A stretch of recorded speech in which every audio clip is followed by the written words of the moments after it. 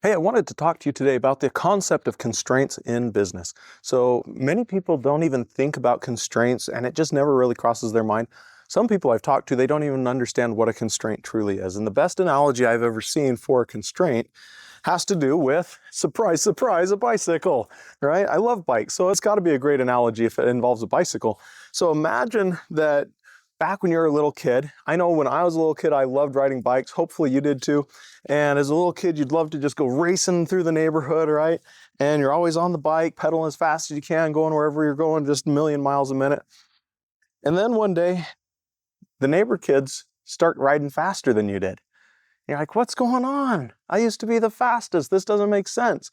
So you go in, you look at your bike, and you're like, well, I don't know what's wrong. Maybe it's the tires aren't filled up enough. So you go up and fill the tires and you're like, oh, my bike's kind of dirty. So you start cleaning your bike, you get it all polished up, and maybe even you're like, oh, I know what it is. It doesn't make enough cool noise. So you go and do the little kid thing where you hook the little sports card, the basketball card in the spokes. So as it's riding along, you hear, da, da, da, da, da, and you pretend that you're riding a motorcycle and you're like, man, I'm still not fast enough. These other kids are still faster than me.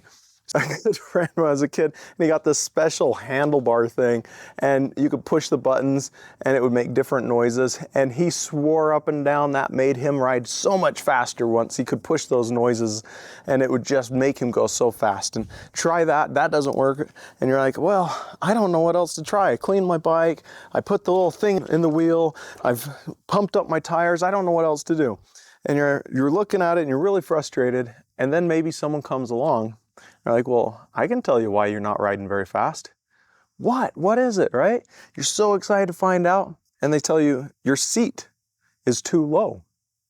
And if you raise that seat up, it's going to change the angle of everything, and the way you function on that bike will be totally different, and you'll be able to ride fast again. So sure enough, you raise that seat up and you start riding really fast, and you're the fastest kid in the neighborhood. So what would that do if you did the same thing in your business? What if, instead of worrying about polishing the bicycle and worrying about whether your bike's making enough cool noises, so you buy that fancy thing that doesn't do anything but make noise and you're sure it makes you go faster, or putting the basketball card in the spoke so it makes that noise, what if instead of that you just cut out all that extra effort, all that extra expense, all that extra time, and went straight to the issue? The bicycle seat was the constraint. When it was too low, the business was not functioning normally or properly. That's the constraint. Everything else is fluff. In our businesses, there's usually just one thing holding us back at any given time. Maybe it's operations. Maybe it's quality control. Maybe it's sales. Maybe it's advertising. Maybe you're not doing enough promotion to even get enough leads into the top of the funnel so you can't convert them. If you don't know what the one constraint is, you're going to spend a ton of time putting sports cards in your tires to make cool noises, and you're going to spend a ton of money buying cool little accessories that go on the handlebars that make you think you're going to be going faster, and they're a complete waste. But if you take the time to analyze the business, pretty soon those things become apparent. Now, sometimes, for some of us, it's really hard when you're in the middle of the forest to really be able to see a clear picture, because you're looking around and you're stuck in the middle of it. But if you are ever in that case, there's a ton of other people that can help. There's a lot of business advisors who are very good at being able to take that 30,000-foot view and look at what you're doing, ask a few targeted questions, and give you feedback. Also, talking to other people that are in the same business can be a huge help to be able to help figure out what it is you're doing wrong, so that you don't waste months or even years of your life fixing the wrong things. The other issue that I see is a lot of people don't spend enough time analyzing their business, and they just keep working in the business. I was caught in that trap for years, and I would just go to work every day, get my task list, bust through the task list, and thought I was doing amazing. But all I was doing was just running inside the business and never making improvements.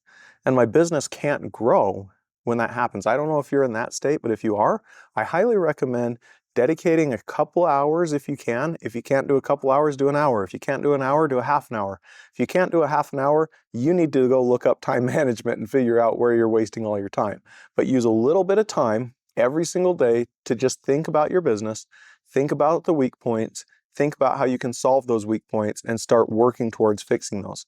When you get good at identifying the constraint, the seat that's too low, and you start taking time to fix those bottlenecks, your business is going to take off.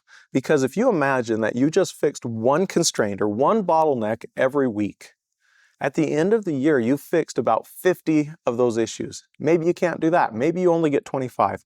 But what would happen to your business if you took and fixed the 25 biggest problems you had in your business?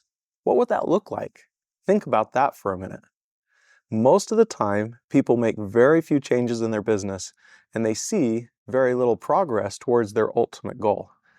But when you know and figure out what those constraints are, what those bottlenecks are, what's truly slowing you down, and you take the time to fix it, amazing things start to happen.